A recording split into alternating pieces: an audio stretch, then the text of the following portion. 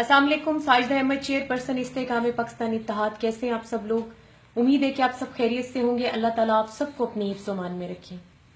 बहुत दूर कहीं बर्फों से ढके बुलंद व बाला पहाड़ की चोटियां, उस चोटी पर रात के इस पहर तेज तन ठंडी हवाओं के जक्खड़ जो हड्डियों तक में सर्दी ऐसे डालते हैं कि जिससे कपाहट सी पैदा होने लगती है।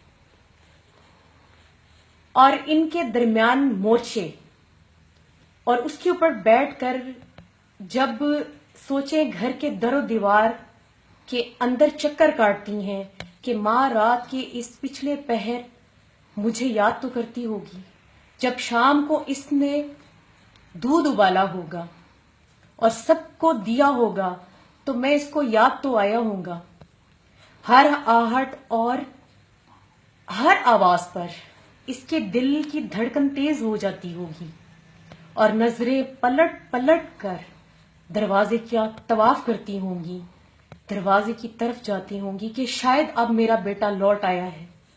बूढ़ा बाप जब रात को तहज्जुद के लिए उठता होगा तो मेरे खाली कमरे के सामने से गुजर कर वॉशरूम की तरफ जाते हुए इसकी रूह में कितने सन्नाटे उतरते होंगे।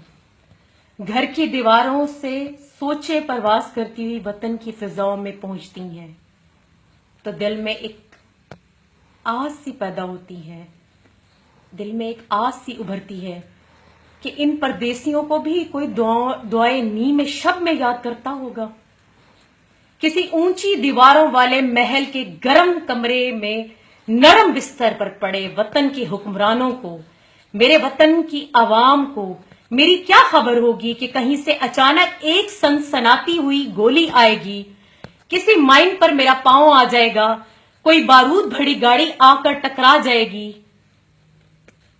और कोई शेल मार्टर अचानक से आकर फटेगा और वतन का एक और बेटा अपने सैकड़ों दोस्तों की तरह अपनी जान कुर्बान कर देगा।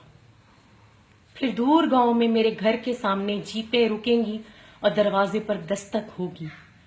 मां दौड़कर आएगी कि मेरा बेटा आ गया।